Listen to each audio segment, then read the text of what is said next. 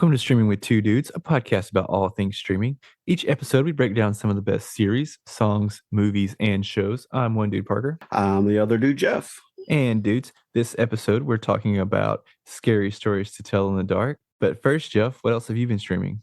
Parker, I've actually got a couple things to mention this week. Hell yeah, go. Look at you, bro. Go, man. I'm proud of you. Go. The first one actually has a connection to scary stories to tell in the dark. All right.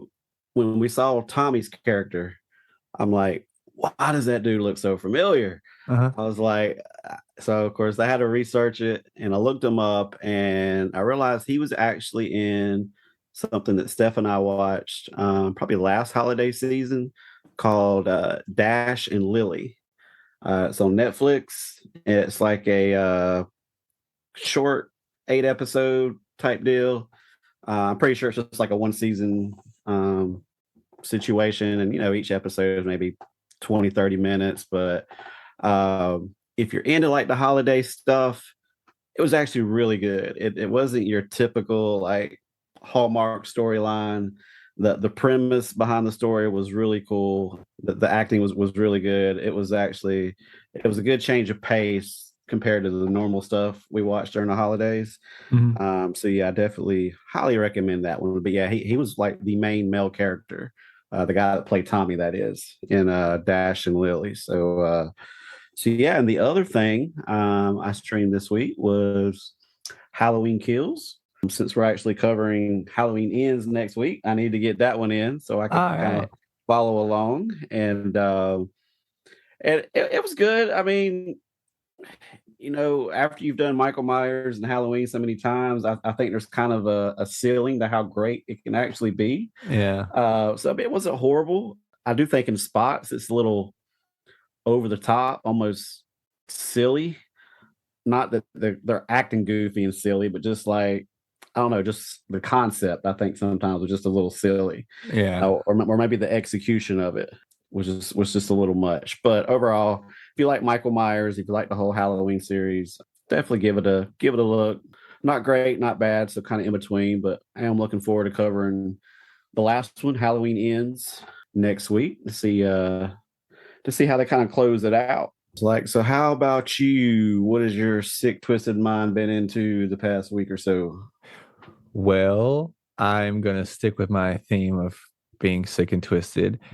As some of you probably know, Netflix has been doing an Unsolved Mysteries reboot on there, and this season they have been releasing just a few episodes, and the first 3 just released this past Tuesday, and they're going to be releasing new episodes every Tuesday through, I believe, October. I'm not sure if it goes any further than that, but the first 3 were pretty good this season. The second season I wasn't too thrilled with. The first season was very interesting, had a lot of interesting stories. But I've been finding the third season so far a lot more interesting than the second. So I'm excited to see what kind of episodes are coming up, and because this is definitely like my introduction to everything as far as like true crime or just like spooky true stories, and like the conspiracies, the unexplained, because the original Unsolved Mysteries I watched with my mom when I was very young, probably too young. Yeah. But man, just the theme song it's like almost a comfort thing at this point. It's great. Yeah, I love that show as a kid. It was like that and America's Most Wanted. Mm-hmm. It's like those 2 shows, man. It just kind of drew you in. That, and I don't know if you can remember, but there was also another show that Robert Stack also hosted called Rescue 911. And yeah. It did dramatic reenactments of like stories from like, obviously from paramedics and stuff. But that was always like a weird show, because I remember there was one episode where like a girl was reaching to get an ice cream bar from the back of the freezer, and somehow her tongue or mouth got stuck to the freezer, and the paramedics had to come and get her out. And for some reason, that story has stuck with me, and it is like a core memory since I can remember my entire life. I've been afraid of like reaching in the back of the freezer, and I like make a mental note to purposely like turn my head away from like the freezer. Even as an adult, my arms are like totally long enough. Sometimes if I ever have to like reach in like a deep freeze or anything, I will just turn my head away from the actual freezer itself out of fear that my lips or something will get stuck to the freezer and I'll just be stuck there. Because it just yeah. So this week we are talking. Actually, Parker, Yes. I'm about to go off script. All right. Of course, you're the editor, so you got all the power. But it's just something I got to know. I mean, this is a topic that can like destroy relationships, but I feel like our friendship is ready for this debate and this conversation. All right. But like, you like cereal, right? Yes. Okay, so milk or cereal first in the bowl? Cereal first. Oh man, see, I'm a milk first guy, What? dude. So here's the thing: cereal to me is all about the crunchability, Mm-hmm. right? So if it ain't the crunchiest possible, I don't want it. I'm not interested. I don't want my Bougie. I don't want it soggy. I don't even want it remotely soggy. So not only do I put my milk in first, I just put a little bit of cereal in at a time. Oh my Eat those gosh. eat those few bites. That way Parker, life's too short not to maximize the crunchiness of cereal. I'm not letting that cereal soak in milk, and by the time I get to the last few bites, it's How does soggy your and wife deal nasty. with you? I How does don't your know, man. Dude. seriously? I can't say much. I mean, I definitely have like my things, but I mean, all right. So what provoked this question? I have to know what provoked this one. I don't know. It's like for some reason I've been seeing this debate like make its round on TikTok in the last couple of months, and then I slowly started to realize that wait, I must be one of the weird ones Yeah, I because think I think so. which I mean, when I was younger, I always put my cereal in first, Uh-huh. but you get older, you get a little bit wiser. So I'm You get like, a little technique. it's like, why am I dealing with soggy cereal? I mean, because I would always eat cereal extremely fast. I mean, like Mhm. way too fast because I didn't want any of it to not be crunchy or to be soggy. So I'm like, you know what? There's a better way. And what is it they say? Work smarter, not harder. Yeah, So, okay. so So to me, putting the milk in first is working smarter. so I mean, Unless it's a weird person that actually, because I know some people. My dad's one of them that actually loves his cereal soggy, especially like Frosted Flakes. mhm. He'd pour it in the milk and let it walk away and just let it sit. And I just thought that is so nasty. That I mean, okay. So I will be honest. There are certain cereals that I just don't use milk with for that reason. And Frosted Flakes would be the absolute number one reason, like one that I would never use milk with because I wouldn't enjoy that. I'm not a huge fan of milk on my cereal in general, but I will say that the ones that just to kind of go with what you're saying and kind of agree with you, I guess. The only ones I actually enjoy milk on my cereal are the ones that are already incredibly crunchy. So it's like your Cocoa Puffs, your Crunch Yeah. Berries, like the ones that will shred the inside of your mouth if you eat them dry. So those ones I enjoy a little bit more just because they're already like I like just eating them. If I eat them like I would eat other cereals like Frosted Flakes, it would shred up my mouth. So milk is enjoyable for me in that situation. So I mean, I kind of agree with you, but I also that's the reason I use the milk is for the sogginess because I'm not a milk person whatsoever. But I'm also very weird. I'm also a fan of circus peanuts, and a lot of people just hate circus peanuts in general. But I take it a step further, and I like to eat the stale circus peanuts. So if they're soft, I like to enjoy like leaving them out or leaving them open for like a little while and letting them get stale, and then eating the circus peanuts. So So what about candy corn? candy corn, I'm like, it's very middle of the road for me. I don't Yeah, hate it, I hate it. but I can't stand it. I won't reach for candy corn like excitedly. But Yeah. I'll grab a couple pieces if I see it just every once in a while, just so I can be like, okay, yeah, candy corn. Like it's like one of those things that's like I almost have to try. I definitely have things that I just can't stand. I think they're called like Mary Janes. Like I love peanut butter, but those little like red and black toffees that I Oh think yeah. every grandparent has, I'm not a fan of that. I don't like the, even though I like strawberries, I don't like the little strawberry candies either. Those things always taste weird. Yeah, I don't really care for the do you remember the little like I feel like I might have mentioned them before, but those little bottles that have like the little bit of like Kool-Aid in them, the like Oh, wax bottles. oh yeah. Yeah, those are Yeah, always weird. those were gross. I'm not a fan of those. I don't like the way the liquid tastes. It just the taste of it's just like it's like a chemically Kool-Aid taste. I don't know. So I'm not a big fan of those either. But circus peanuts, all about circus peanuts. Mm. Love them. Love them. Did you know that they're so this is such a weird thing.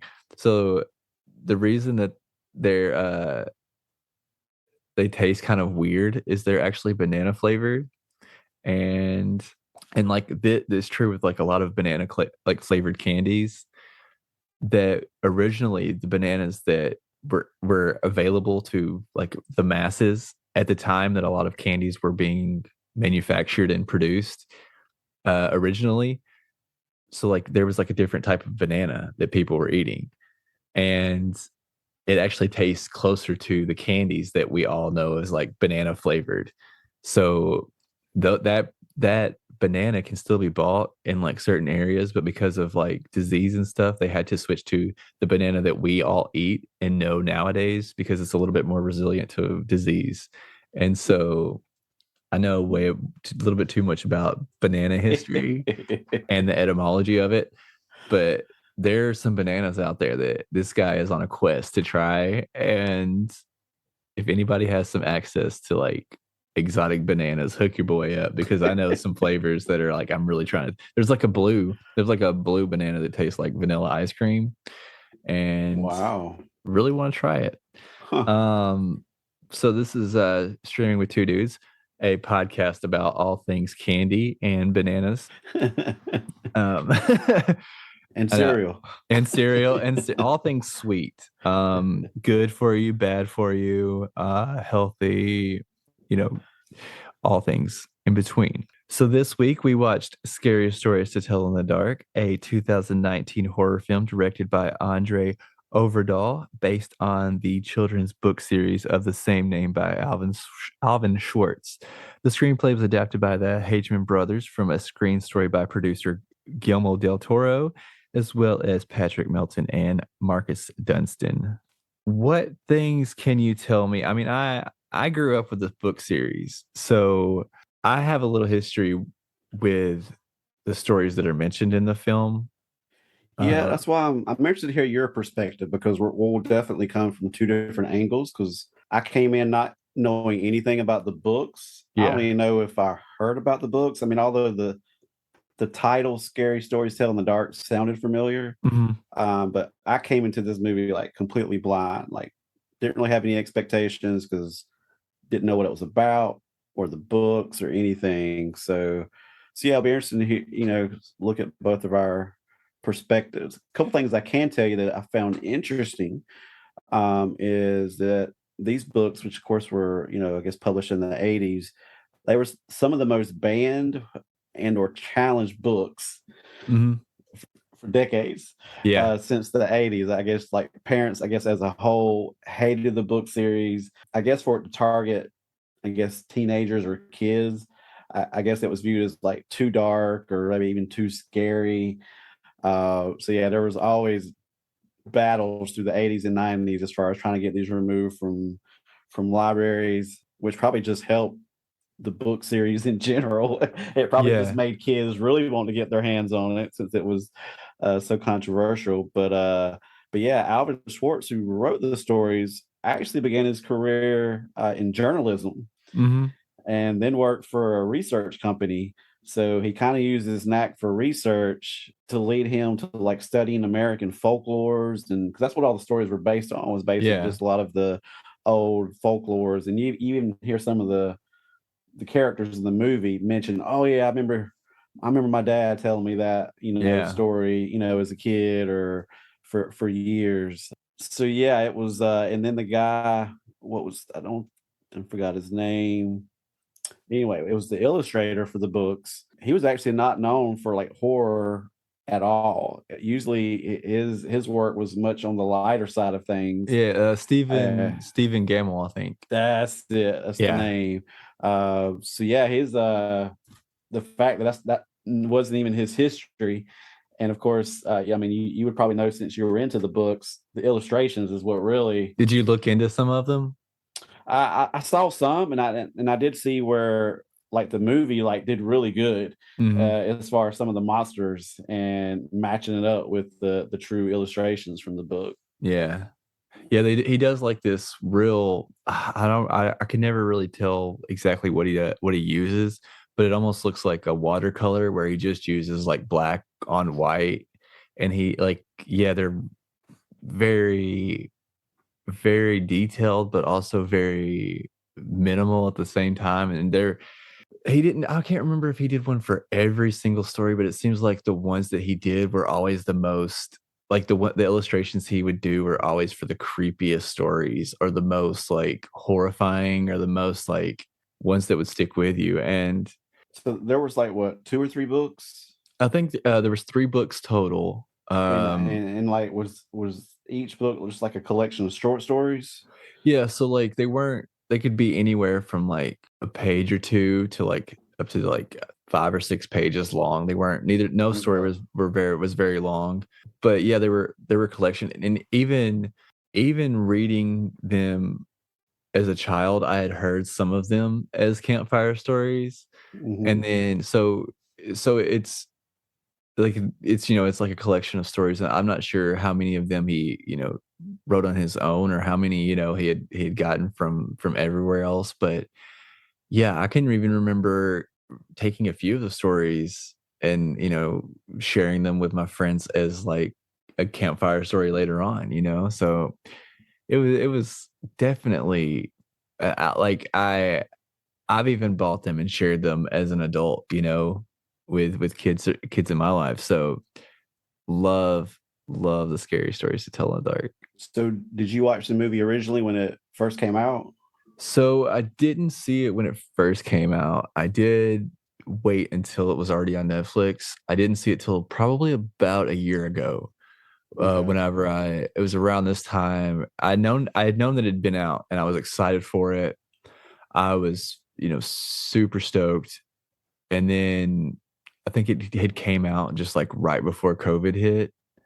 I think it came out in 2019, and for some reason I just wasn't able to make it to the theater. And then just COVID happened, everything Yeah. went crazy. Somehow it just kind of like slipped my mind that it even came out. And then uh moved to Buffalo, and I'm sitting there and I'm like, oh hey, I forgot they made this movie. And not only did they make it, but it's already out on Netflix. So Yeah. sat down and watched it and enjoyed myself. I mean, I'll get into more of like what I thought about it at the end of it. Definitely, as somebody that was a fan of the books, I was not let down with this story, because I don't know if you had ever seen the Goosebumps movie. They made a Goosebumps movie with Jack Black, and I feel like there's 2 different ways to do the adaptation of like children's story. Like the way they did it is both similar and not at the same time.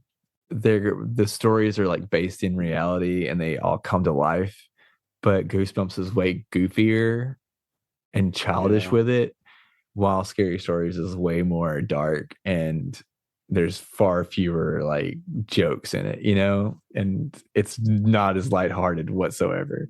So Scary Stories is way took a way better approach. Um, so do you have anything else you want to talk about, or do you want to get into it? Let's get into it. Like I said, I might throw in some little interesting tidbits just as you get hit certain scenes or whatever in the recap. All right. So we start out in 1968 in Mill Valley, Pennsylvania on Halloween. We see some of the townspeople, including Stella, who we follow home, where she is feeding her dad, Dean Norris. I'm going to go ahead and stop it here. Dean Norris is somebody that I'm super familiar with from Breaking Bad. I Okay. love Breaking Bad. He was a major character in that show. He was the Walter White, who is the main character. He was like his brother-in-law who worked for the DEA. And plus, I've seen him in so many things. Since I've seen him in Breaking Bad, I've noticed him in numerous things as a character actor. He's usually some type of police officer or some type of like, you know, party guy. But I think he uh was in Under the Dome. I don't know if you watched that one. It may have only ran like a couple of seasons, but we watched that one because it was filmed in a little town in North Carolina called Southport, uh which is just like one of our little favorite towns to go visit occasionally. And they did all the filming there. So when we found out that's what they were filming while we were visiting, of course, once they aired, we wanted to go check it out. And pretty sure he was one of the main characters in that show. okay, that's cool. I mean, I haven't like investigated him personally, but just being a fan of such a big fan of that show, like you notice the people in it after watching it so many times that they just he's one of those guys that it just seems like it's popped up in stuff that I've seen. I'm like, oh my god, I didn't even know that he was in this movie. So it's always cool to like see him and stuff now. And I mean, even though he didn't really have a big part in this, he did a good scene, a good job in the stuff he showed up in. Like he had to have emotion in one scene, and he did really well. So um, So since you stopped it here, Stella, mm, I'm just going to see if you match. I guess what I guess where my mind went. But did she remind you of a certain character or give you a certain vibe of a certain character that's really popular in the horror genre? Maybe more on the animation level. I don't know where you're going with this, Okay, but dude. To me, she screams Velma from Scooby Doo. okay, with the Just glasses. the glasses, the intelligence, just the interest in horror in general. Okay, It's like within 5-10 minutes, I'm like, holy crap, this is like Velma from Scooby Doo. okay, I could see And of that. course, I grew up on Scooby Doo and stuff, so I thought that was really cool. All right, I get you. I get you. Stella enjoys horror, like you said, as she has tons of posters all around her room, from all the old classic horror. Her friends are trying to get her to go out for Halloween. Uh, Augie, one of her friends, he has an overbearing mom who is helping him get ready in a clown costume. And then we meet Tommy and some jocks. They're messing with a scarecrow named Harold, and they're drinking and just kind of like beating up on the scarecrow. Chuck, Stella's other friend, fishes some shit out of the toilet. And then Augie shows up and they head out. Meanwhile, Stella is finishing up her witch costume. The three go out trick or treating and are waiting for Tommy to come and steal their candy. Chuck's sister, Ruth, Tommy and his friends spot the group, and the group, having seen them coming, hold out the bag of candy that one of the other jocks in the back seat snatches, but it's actually old man underwear. Tommy stops the car abruptly, and the three trick or treaters start pelting his car with eggs. Tommy hits reverse to pursue the kids, and Chuck lights a paper bag containing the shit from earlier on fire and throws it in Tommy's car. This causes Tommy to lose control and run through a fence. The group takes off into the woods, and Tommy, Ruth, and the other jocks take chase. The group runs into a drive in theater where they get into a car with Ramon to hide from the jocks. They are found and told to get out. Tommy is racist and a real piece of shit, calling Ramon some very unsavory racist names. And other moviegoers tell him to get back in his car or to leave, and he eventually does.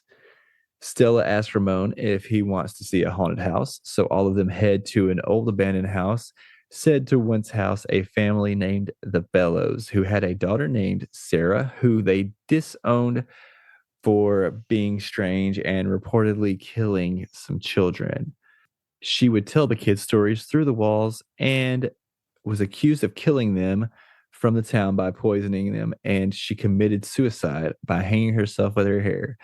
Now her ghost will tell stories to anyone who asks her while in the house after dark, but it will be the last story they ever hear. They find Sarah's hidden room, and Stella finds a music box and turns the knob. It still works. They also find her book of scary stories. The door to the room slams shut. It's Tommy and Ruth. Ruth asks Tommy to open it, and he pushes her in with the kids. Stella asks Sarah to tell her a story, and a dark force comes over the room, and a shadow lets them out.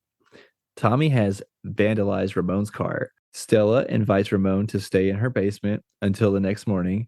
Stella, having taken Sarah's book of stories, starts to read through it and stops on a story titled Harold, where the ink seems to still be wet. Meanwhile, we see Tommy coming home drunk and has to deliver eggs to some neighbors. Cut back to Stella reading a story very similar to what is happening to Tommy. Tommy hits Harold the Scarecrow as he walks by. Through the cornfield, he gets turned around and comes back to Harold's usual post where he is missing.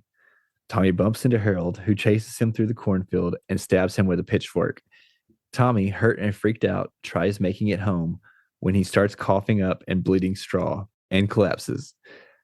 The police question Ramon about Tommy missing, and Stella tells Chuck and Augie about the story. Stella and Ramon go to investigate the Scarecrow to see if the story is true, and the Scarecrow is wearing Tommy's clothes.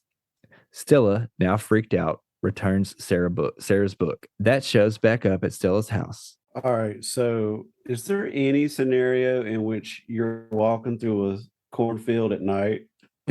Absolutely not, son. Not a chance. That in and of itself just sends chills down me. It's like, Yeah. I mean, I don't believe in ghosts and boogeyman, but man, that to me, that just in and of itself is like just had me on edge. I was Yeah. just, and so when she was flipping through the book, did any of the stories did you recognize any of them from when you were a fan of the books? 'Cause I noticed they used actual stories from the original books. Yeah, they did. And I can't remember what they were, but I believe all of them that I could recognize, like that were in there, I recognized them. They seem familiar. Like, I mean, it's been a few years since I've actually read the books because I have read them as an adult, to be honest. And I can remember like a lot of the story titles, and I even remember, the stories that they used in the book are some of the more popular ones. And I mean, I remember those very well. But yeah, they used every title that they used, I believe, was actually a title from the book, from the ones that I can Yeah. remember. So I wouldn't be surprised, even the ones that I didn't stick out to me. I wouldn't be surprised if I looked them up to find out that they were as well, because they did a really good job of staying true to like the material that they pulled from, and how they did it. Great job. Yeah, so that last scene you mentioned where the book just shows back up in her room, Mhm. man, I had a freaky like real thing in life that was like very similar to that situation. And the weird thing is it happened in between the first time I watched the movie and the second time. Oh, great. It's recent. Yeah, so we always keep this list like in the kitchen, and just as we notice things we need from the grocery store, we just write them down. And so I went to look for that list, and it wasn't, in the spot that we usually keep it. So I thought maybe Steph had already grabbed the list, put it in her purse because she was going to go to the grocery store or something. So I kind of look in her purse, it's not in there. And I think the next day I asked her about it, and she said, "Well, look on the end table. It's either there," or she said, "Maybe I thought I put it back on, the counter where we keep the list." Still didn't find anything. So I just went to the next sheet and started jotting down things because I was Uh-huh. like, no big deal. So it wasn't a long list. So we'll just try to remember, what might have been on it. So she goes to bed and all that. And I'm trying to remember some of the things that was on the list. And I'm sitting there, and the new list I started, I turn it around, and on the back is the original list. I'm like, there's no way. That is just that's a little freaky because I thought I grabbed like a new sheet. It's like it tears off each Mhm. thing, and I'm like, I could have swore I grabbed a brand new sheet, and there should not have been anything on the back of that. So that kind of like freaked me out a little bit. But anyway, so Have you checked the batteries in your CO2 detectors lately? actually, I probably need to. I mean, it was like to the point where I was expecting to go to a new sheet, and all of a sudden the grocery list just writes itself. Oh man, that's great. I bet that did freak you out a little bit, especially Yeah. after watching the So movie. Actually, anyway, while we're on the topic of like, or while we're stopped, I remember watching this the first time, and up until the scene with Harold and the scarecrow, like with the scarecrow, I was, kind of expecting it to be a little bit more childish. But once he actually got stabbed with the pitchfork and he started coughing up the straw, I was legitimately freaked out a little bit the first time watching it. Like I was actually like, that was when I was invested. I was like, oh man, this is gonna be dark, and I'm here for it. Like I was there for it because you weren't expecting too much out of a PG-13, but it was good.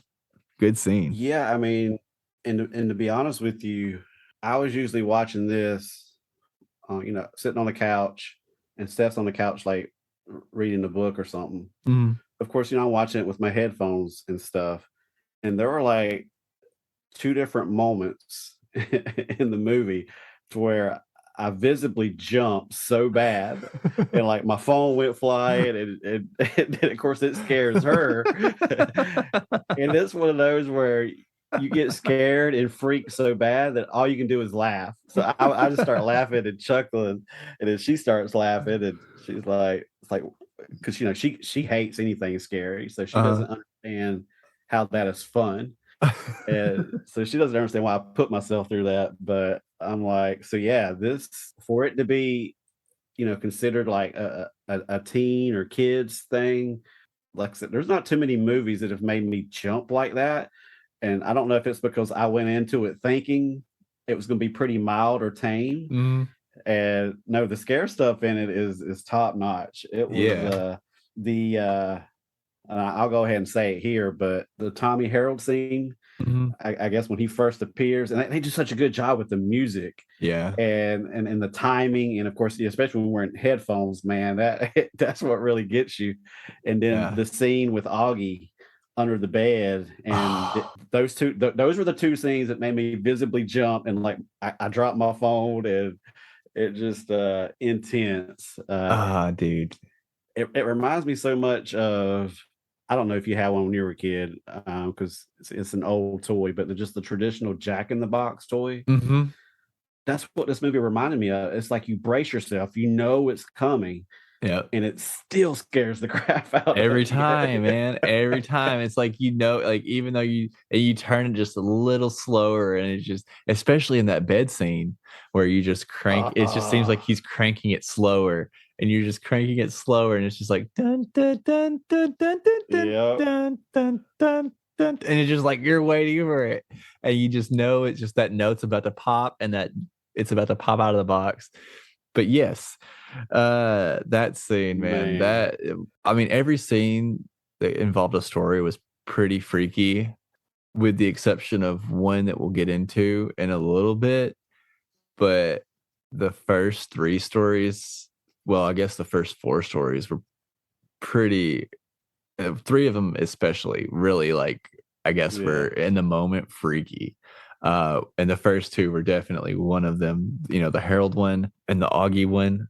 The Augie one was probably that Yeah. one, and the one with the pale lady was just like not even the chase, but when she actually caught him was probably one of the freakier moments for me. Yeah. But just those two were just kind of disturbing, I guess. I mean, all three, I get, yeah. Anyways, back to the plot of the story, or the story of the movie. Speaking of Augie, Stella and Ramon see a new story about him start to write itself in front of them. They try to warn him, but he doesn't believe them until he finds a toe in his stew. They race to rescue him, but are just seconds too late. Stella blames herself, and her and Ramon tell Chuck and Ruth about Augie in the book. They theorize that they woke Sarah up and that they are all next. Ruth doesn't believe them and leaves. They can't destroy the book, so they decide to investigate more about Sarah Bellows and find out that her family who went missing all have stories written about them. The book then starts writing about Ruth, who is getting ready for her play, and her zit has gotten huge. It's a spider bite. Oh, yeah, no. She goes to the bathroom to try to pop it while the three run to her. The zit starts moving and a leg pops out, followed by hundreds of spiders. The group arrives and throws water on her face, and Ruth survives. Stella sees Sarah's ghost, and Ruth is taken away to the hospital. The remaining three go talk to the last known living person who knew Sarah. She has the same music box as the one in Sarah's room. This causes Lulu, the woman, to sing the lyrics and open up about Sarah, who had given Sarah the book, and warns them that they shouldn't have taken the book. Before leaving, they find out that Sarah actually had hung herself at the asylum, so they go there to learn more. They find out the files are kept in the Red Room, and Chuck doesn't go due to having dreams about the Red Room. Stella and Ramon find a recording of Sarah being tortured over telling the people that her family's meal was actually poisoning the water and killing the children, not her. She then starts telling a story about Chuck, who is actually being chased through the halls by a pale lady described in the story. He tries to turn down different halls and keeps meeting the pale lady, who eventually surrounds and engulfs him. Stella and Ramon are caught and taken into custody. While locked up, a new story appears and body parts start falling from the chimney. The officer is killed, and the jangly man throws the officer's body against the bars, and Stella gets the keys and frees herself and Ramon as the jangly man pushes himself through the bars towards Ramon. The two escape and split up to give Stella a chance to find a way to break the curse. Ramon takes a cop car, and the jangly man chases him, and Ramon runs the car into a Mack truck, momentarily pinning the jangly man while Ramon escapes. Stella, back at Sarah's house, sees the horrors of Sarah's family while Ramon arrives, still fleeing from the jangly man. Stella, seeing herself in the mirror, realizes that she is Sarah and runs from everyone, but is caught and locked in the room. Sarah appears, and hearing Ramon's advice, Stella tells her the truth and shows her that she has turned into a monster. Sarah hands her a pen and tells her to write Sarah's story in her own blood. This releases Sarah from her anger, and she leaves Stella and Ramon. Stella keeps her promise and spreads the word about Sarah's innocence and the horrors that she's endured. Ramon faces his fears and goes off to Vietnam. He leaves on a bus and reads a letter from Stella. Chuck and Augie are still gone, but Stella believes that the answer to bringing them back is in the book, and we see that Ruth has joined her and her father to figure out how. We get some enchanting music, a train, pretty trees, the end. And what a decent little movie, man. I enjoyed that. I enjoyed that thoroughly. Out of probably every movie that we've seen so far this month, I would think this one I probably would watch more than any other one as far as like going back to revisit. Oh yeah, for sure. And for me, one of the like true signs of how great a movie is or how much you enjoyed it Mhm. is when it ends, you want more. You want more of the story. You want more of the characters. I mean, you're just so invested. You enjoyed the ride so much. It's like you're like extremely sad that it came to an end. And that's how I felt after watching this movie. I'm like, oh, come on. To me, it was like, it kind of reminded me of Goonies as far Mhm. as the adventure fantasy aspect of it, but only with a lot of good horror mixed in. So it was just Yeah. like a great combination. And but yeah, I was like, come on, there's got to be a sequel, right? The way it ended, surely. And I actually read that they confirmed sometime in 2020 that there's a sequel, Yeah. but there's like been hardly any information since then. So I don't know where the sequel's at. It's been over 2 years and not really anything has been said about it. So I'm kind of hoping it's still in the books. I'd love to see the next one to see if maybe they bring if they're able to bring any of the characters back Which that I that they have lost. seen that that so far the actresses that played Stella, the actress that played Ruth, the actor that plays Ramon, and Dean Norris, the actor that plays Stella's dad, have all been confirmed to be Yeah, in the sequel. So those four, as of right now, are going to be, in there. And Guillermo del Toro, who produced and had a hand in writing the story, he's set on for the sequel as well. So I'm excited because it seems like with all the people that are involved, and I think even the director is signed on to do the sequel as well. So with so many stories to pull from that they can use, because I mean, there's 3 books full of stories, and I mean, each book probably has a good, from what I can remember, 30 to 40 stories in each one. So there's so many good stories that they can pull from. So many, like, even like an urban legend type, like stories that they have in there, like, because it kind of has all of those folklore type stories in there. So, man, yeah. they, The way they took, I mean, because obviously this movie isn't the book, like you said. no, It's just a bunch of short stories, but the way they incorporated some of the monsters from those short stories and developed mhm, this really cool story that incorporated all that, but became its own story as well. yeah, Like I said, I wasn't familiar with the originals, but just kind of reading back on it, man, what a great job they did, and being true to the books, but it's also its own, its own thing. yeah, Um, but yeah, like I mentioned earlier, I went into it not a lot of expectations, not necessarily in a bad way, just blind. I didn't know anything about what the movie was about or what the books were, and I just came out of it like just blown away. I was like, oh my gosh! And I guess the scene with Harold is what was like, okay. mhm, It's like, all right, so this is what we're going to do. yeah, Because, I wasn't expecting that type or that level of horror or scare. And I'm like, okay, you got my attention.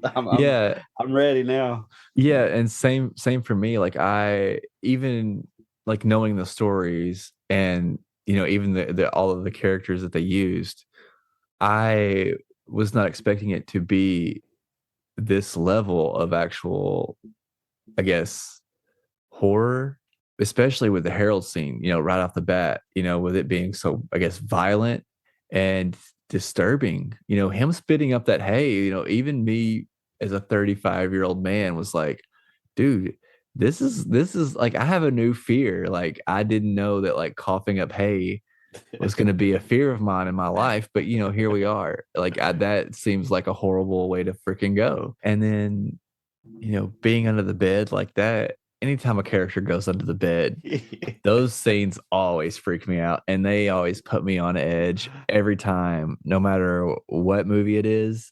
And this one seemed like it did it even better than any of the ones I've ever seen before, because you have him looking around, not seeing anything.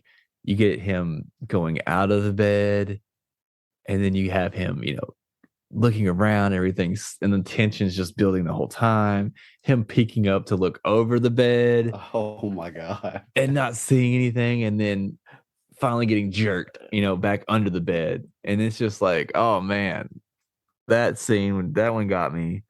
And then the whole pale lady, just slow, like, she's just disturbing looking herself. And then just having that slow chase, like almost like a Michael Myers type, like we were talking, we've talked about, like the slow moving thing that's just coming towards you and you just can't get away from it.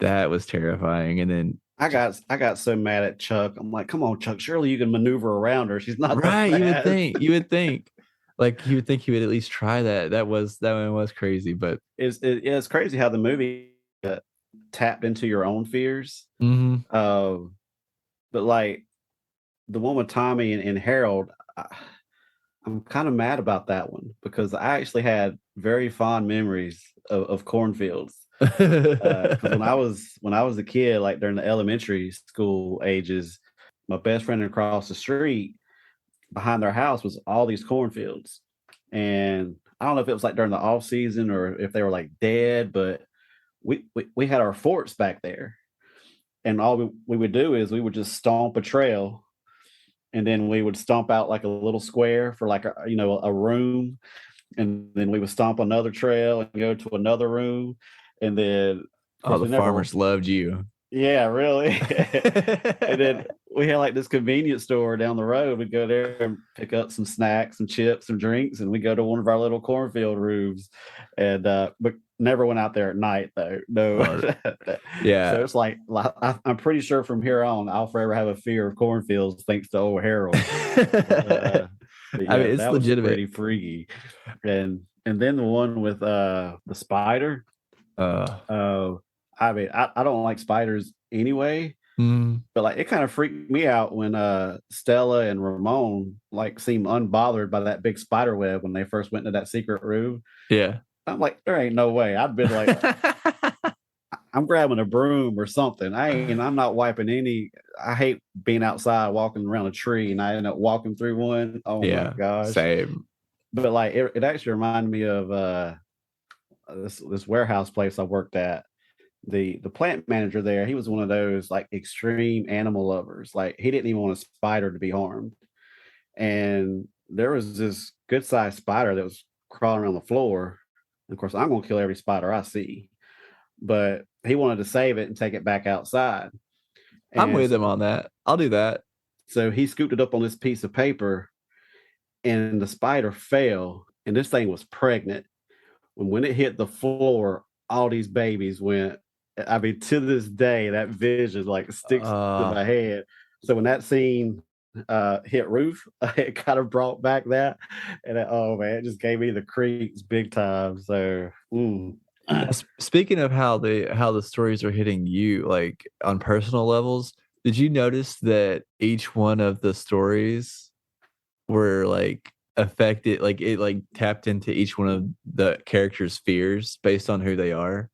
man, you've been looking at my notes. Is that what you're Ah, doing? is that something you have a note on? Because Oh, yeah, it was. It was a little something I noticed a little bit, but then like doing some research, they kind of pointed that out too. So yeah, like you yeah, said, I didn't pick it up on the first watch through as far as like Augie hmm, and like his fascination with like what's in foods and that kind yeah, of stuff. And of course, he's the one that eats the toe. And I'm like, the yeah. one time that you don't care or you're not suspicious about what's in food, you're going to eat this mysterious stew and crunch on somebody's toe. Ah, But yeah, like you said, it was as far, Ruth, she's the one that panics big like I would have with the whole spider web, and well, not even even with just that, but just her beauty, like her being so like obsessed with being like beautiful and her physical appearance as well. yeah.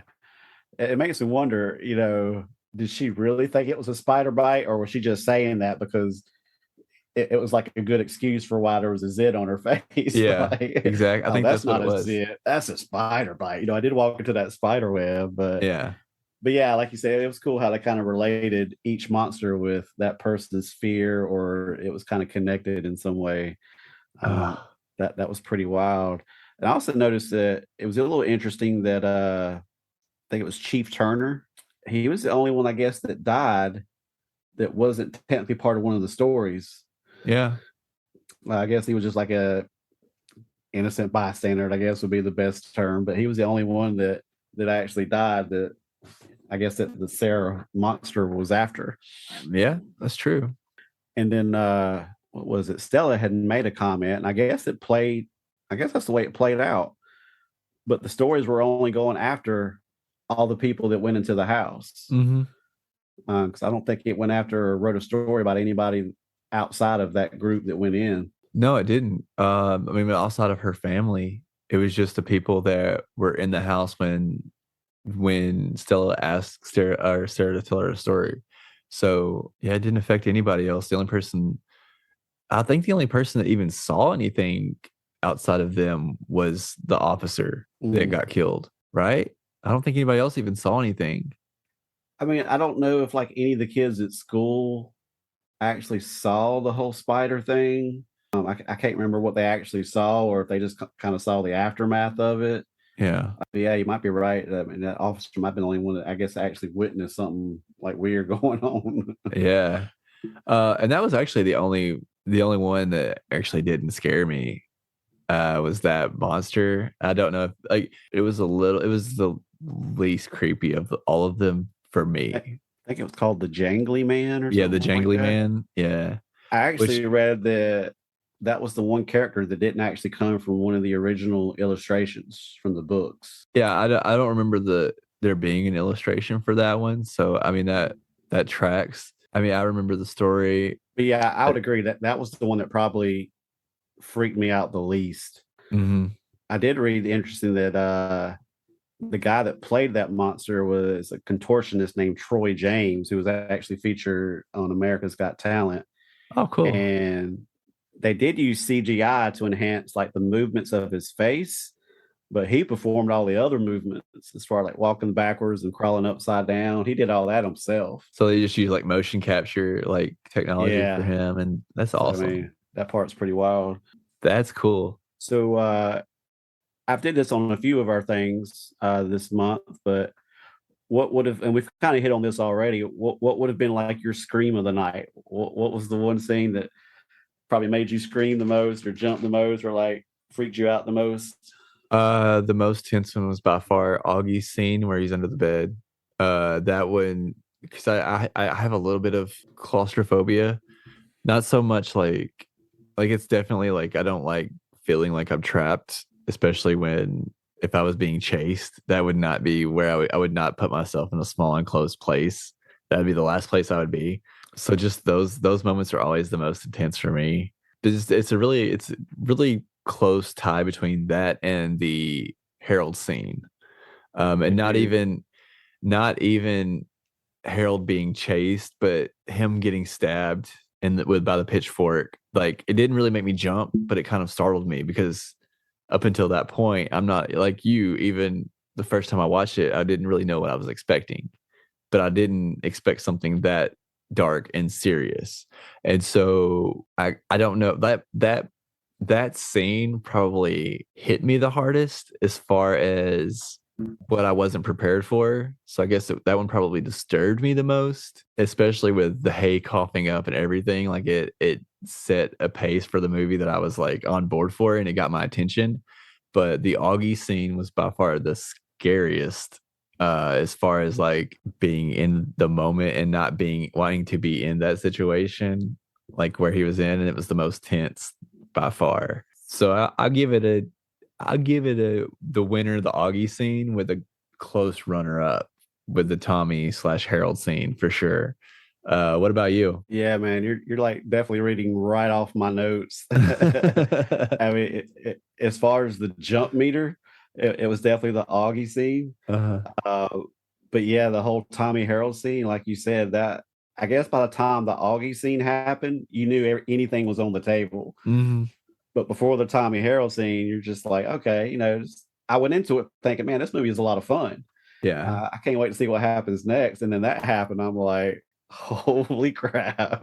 right. It's like, it's time to strap in. And yeah, that scene was definitely more disturbing and creepy just because the scarecrow look in general and just the things, the bugs crawling on his face and Yeah, real Mr. just, Oogie Boogie oh vibes. my gosh. And like I said, just walking through a cornfield that late at night in general. But yeah, both of those, man, oh my gosh, we talked about it earlier. That just whole, especially in Augie scene, that just whole Jack in the Box, and his head slowly peeks up over the bed, and I'm just like, all right, is he gonna see it later? What's Right. good? I'm like, oh my gosh. Is it But about to jump out of like jump from the bed, like from the head of the bed, and then oh man, when it pulls him back under, I wasn't really expecting that. So see, I mean, whew. this is my kind of scary movie because to me, it's all about the fun, the adventure, the jumps, the scares. And I guess what doesn't appeal to me is when it gets like really gory and gross Mhm. because I don't find that scary at all. I just find it gross. And I gross doesn't entertain me at all. And this movie managed to scare the crap out of you and not use really a lot of gore or, I don't really remember any gore. I mean, there's some like, the whole Tommy thing, puking up hay. I mean, Yeah. even that's not like gory or gross. It's just like creepy and freaky. Yeah. Um, so that's why this movie really appealed to all the things I love about scary movies. Yeah, I think it Um, showed more blood in the scene where Stella is writing Sarah's story than it does in the scene where he gets stabbed with a pitchfork. oh yeah, I mean it's and I guess that's probably where the PG-13 probably kept it from getting too gory. Mhm. Um, but yeah, it was. I loved it. I Um, agree. They did a great job at not like just at keeping it right on that level and that line, like writing that line of not being too graphic, but showing enough that it's disturbing. This is one of those horror movies that is appropriate for kids, but it doesn't feel like it was trying to be made for kids, if that makes sense. If you have a kid that's interested in like in horror films at all, like this would be a great film for them. You know what I mean? Like if they're because it's not, but it's enough to as freak them out. long as long as they're not prone to scary dreams, Yeah, yeah, because oh for man, sure. this it kind. I would describe it as the Shrek of horror flicks Yeah, because I remember when Shrek came out. It's for kids. It's animation, but it was so good for adults too, just because a lot of the hidden humor in it that was only for adults, it's kind of over kids' head, but it still worked great as a kids movie. But man, adults loved it just as much, and yeah. this one kind of reminded me just from that perspective that I can see. I mean, obviously, me and you love it, but I can see any adult loving this movie, even though it's based off of more of a kids or teen short stories. Which I mean, even the stories that are in the book, even though it's they're known as children's books, like they're not. Those are themselves aren't written for children. You know what I mean? Like as they're not necessarily written with children in mind. Like they're not full of adult themes, but there's tons of scary and morbid, and I mean, as we see in the movie, like that's why the feel of the movie captures the feel and of the book so well. Like as you're reading these stories, like it captures that the essence and the feeling of reading the books very well. I really enjoyed it. Yeah. And I think with any like really good movie, you also tend to like quotes will kind of stick with you. Mm-hmm. Did you have any quotes in the movie that you found like either funny or just like one you remember a lot? I mean, Chuck definitely had some good ones. Chuck and Augie were hilarious. So I didn't write any of them down, but I guarantee you, like, there's probably a few that if I watch this movie a few more times, that I will probably just pick up on and quote randomly, and it'll be one of those things that I probably couldn't tell you exactly where it came from until I watch the movie again, and I'll be like, oh yeah, that's where I got that from. And Yeah. then, but what about you? I wrote two down, and one was from Chuck that I thought was just hilarious because just unfortunately I'm just not much of a book reader. Even though like when I do decide to read a book, I always enjoy it and like man Mhm. I should read more, and I just never do. But I think it was right after they tried to burn the book, and Chuck's already upset at this point because his best friend Augie is either dead, missing, or whatnot, and he's like, "This is why I don't read books." Yeah, And yeah. I was like, dude, that's the most relatable saying in the whole movie. And then the other one I wrote down, which it's like the quote that they could easily use as a tagline for like the movie posters or whatever. But when Stella says, "You don't read the book reads you," Yeah.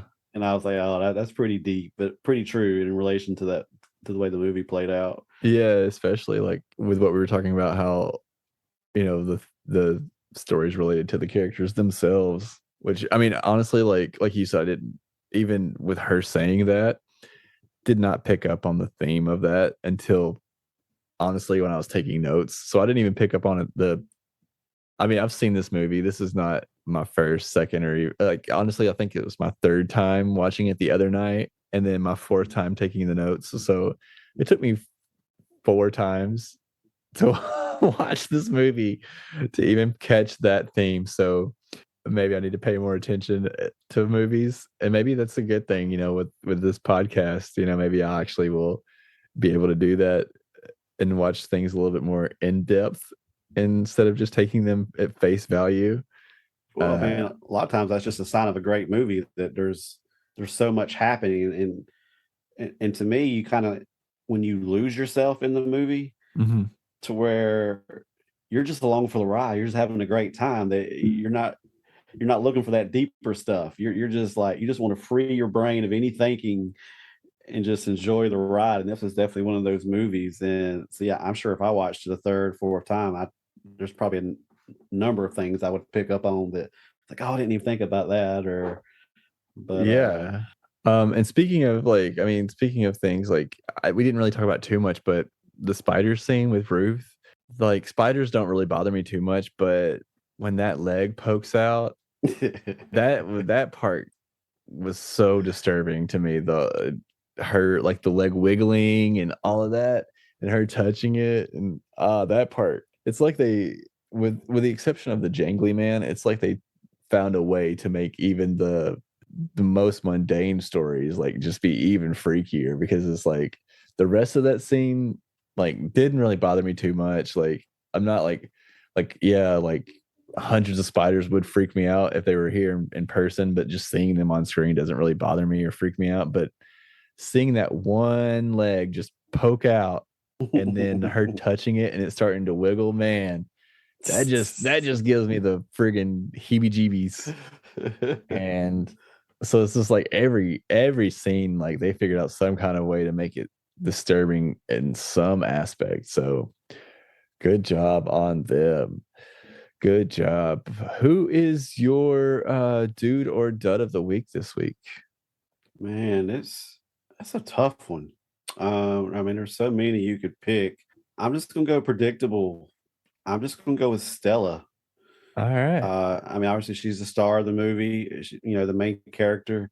I loved her character from the very beginning. Like I said, right off the bat, it threw off the whole Velma from Scooby Doo, which I loved. She was one of my favorite characters from Scooby Doo. I felt like she was didn't get a lot of the attention that the other characters on Scooby Doo. So I'm sure some of it was just sympathetic, but I just thought her character on Scooby Doo was really cool. So that's immediately where my brain went when I saw Stella, and I just love her character from start to finish. So Hey, I'm a Velma dude. I've always had a thing for Velma over Daphne for sure. Definitely oddly more. enough, we're probably in that same club. All right, all I don't right. know if it's just because Daphne was just too obvious. It's just like there's nothing interesting there. Velma Yeah, was I interesting. I agree. It feels like you can actually have a conversation with Velma. It feels like there And wouldn't be didn't very much going they? on. I can't remember if I've actually watched the actual Scooby Doo movies, but didn't they sexualize Velma's character a good bit? If I I remember correctly, I don't even know if I've watched all the movies I've only seen the first one. I don't remember it, but because I I mean remember that I being a wouldn't be little. too surprised. And I'm probably not the typical dude, but I remember being a little disappointed in that because I'm like, really?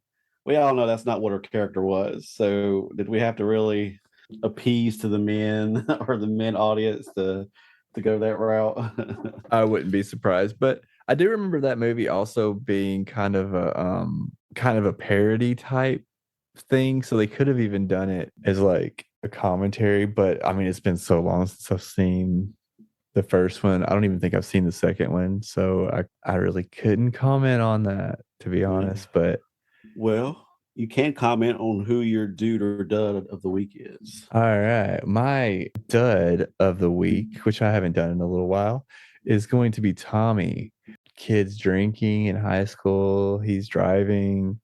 He's just not only just like the prototypical like douchebag jock that we see in a lot of these movies, but he even ramps it up, several notches to like his character could have been a bully in the Stand By Me film, like that's how like Like this kid is like a sociopath. Like he's locking kids in rooms. He's beating on his girlfriend, like domestic violence. He's a racist piece of crap. He's just the worst. So he is absolutely my dud of the week, the Yeah, I duddiest. mean, I was legitimately like worried about the kids when they were running through the woods Hmm. because he was chasing them. Because I'm thinking, even at that stage of the movie, I'm like, wow, is he going to like kill them, or is he Right. going to like kill one of them, or because at that point I didn't know what was going to happen. But yeah, like you said, I'm like, man, this dude's like he's messed up. Yeah, I mean, you mentioned the actor earlier, but he did a really good job. I mean, this kid had crazy in his eyes, and it played well on camera because he disturbed me. Like he was probably just as scary as some of the freaking stories. Yeah. And I Um, looked him up, and he's done well for himself. He's been in a lot of stuff. Not necessarily maybe a lot of stuff I've watched, but the stuff he's been in is I've heard a lot about. So he's been in some well known stuff. well, good for Um, him. so obviously in this movie you can tell he's he's a pretty good actor. So it makes sense that he's well sought after.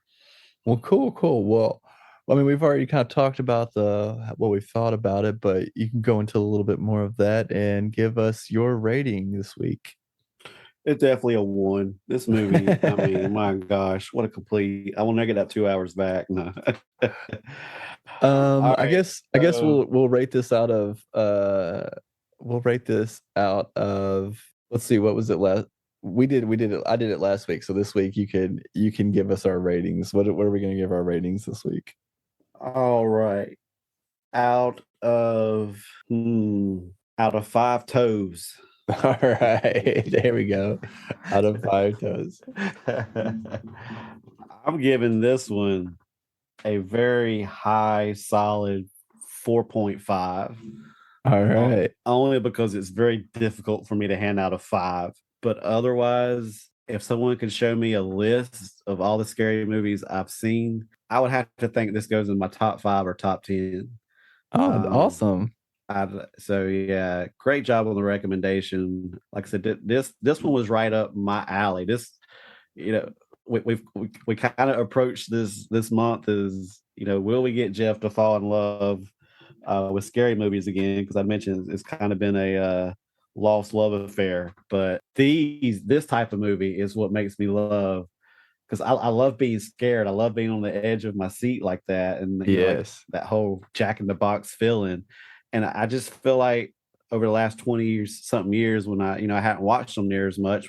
When I did watch one, I didn't feel like I was getting that. Hmm. It was either just a lot of gore or just weirdness or just grossness, and that I don't find that scary, and I don't find it entertaining or fun.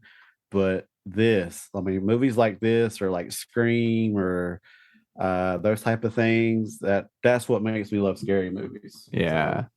Yeah. I mean, as somebody that has been, pretty involved with like horror throughout his whole life and, the past, 35 years of films that include horror, I would say that this is a really, over the past, 5, 6 years, this has been a really exciting time for horror, probably since, I would say, probably since the late 80s, mid to late 80s, because a lot of things they're getting better, with what they're doing, and they're getting, kind of, smarter, and they're not necessarily just doing things, just for the sake of doing them anymore. They're actually being really well made, really well produced. A24, they're doing like things what they call, and I hate saying this word, but like what they call like elevated horror, because I guess it makes it sound like other horrors not elevated, but kind of a little bit more like thinking type horror that dives into a little bit more of that like psychological horror. But yeah, man, this is just like classic. This is a great movie. I'm probably going to shock you a little bit with my score, only because while I think it's great and everything, like I can see, a few things like, and the only real thing that I have a problem with is the jangly man scene. It just seemed kind of goofy almost. And with how well everything else was done, it's really my only gripe. And will it prevent me from watching this? Absolutely not. Will it prevent me from recommending it? Absolutely not. But the jangly man scene and the CGI in it were just how well everything else looked, including the pale lady. The pale lady, if you're looking at the picture of her, you could see 1,000 ways that they could make her look silly and make her look creepy or make her look not so creepy. And they did such a great job of making her look just like the drawing, but also being very creepy and very menacing. And the fact that they couldn't do that with the jangly man, which I mean, I know that they didn't have anything to go off of as far as like pictures, which makes it seem like they could make it even creepier. But the fact that they weren't going off of a drawing kind of seems like they did him a disservice in this situation because, for that reason only, I'm going to have to give it a 4. And the only reason I do that is because I did enjoy it. I enjoyed so much of it, and it's so well written. The cinematography is great. The special effects are great, with the exception of that. And like it just took away from that, and I felt like the whole scene could be a little bit scarier. Maybe they could have used a different character.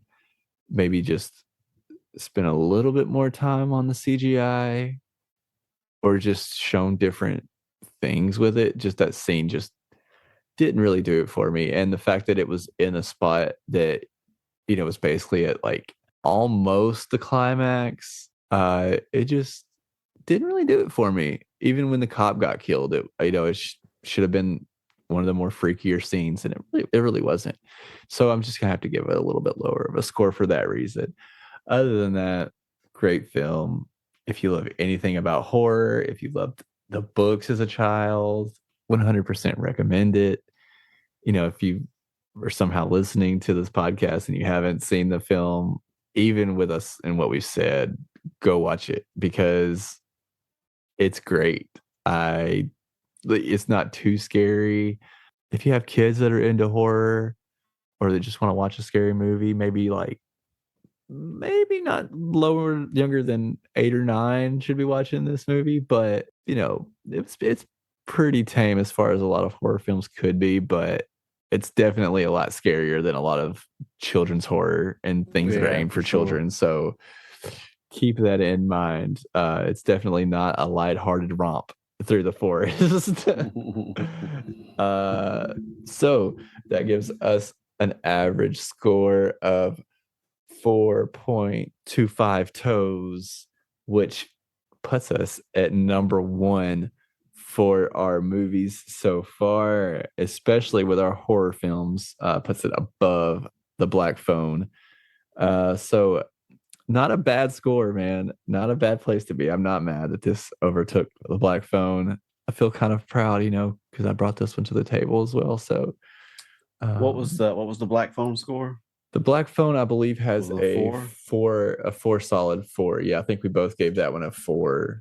Next week will be our last week on our Halloween series, and we will be watching, as Jeff mentioned earlier, Halloween Ends, which will be fitting because this episode will be dropping the day before Halloween, I believe. So you can catch that on HBO. Oh, wait, you can catch that on Peacock, right? Peacock, yeah. Yeah. If you need to catch up and watch Halloween Kills, that's on HBO Max. Okay. And I'm not sure about the Halloween before that one because it's been a couple of years since I watched that one. But yeah. All right. Awesome. Well, we will catch you guys next week. Jeff, my friend, thank you so much for doing this with me and for meeting with me this week and for talking this film with me. This is great. I had fun, man. Yeah, thanks for the recommendation. Like I said, you might have put one in my top 5, top 10. So awesome. Definitely enjoyed it, and looking forward to some Michael Myers, and it's a fitting end to our Halloween month. Yeah, literally Halloween ends next film. So Exactly. haha, but Woohoo! thank you so much for listening. Please remember to rate, review, and subscribe. 5 stars really do help these dudes out. If you have a thought or idea about what we're watching, please email us at streamingwith2dudes@gmail.com or request to join the Streaming with Two Dudes Facebook group. Links to our Patreon and our socials are in the show notes. Thanks again. And remember, you don't listen to the podcast listens to you.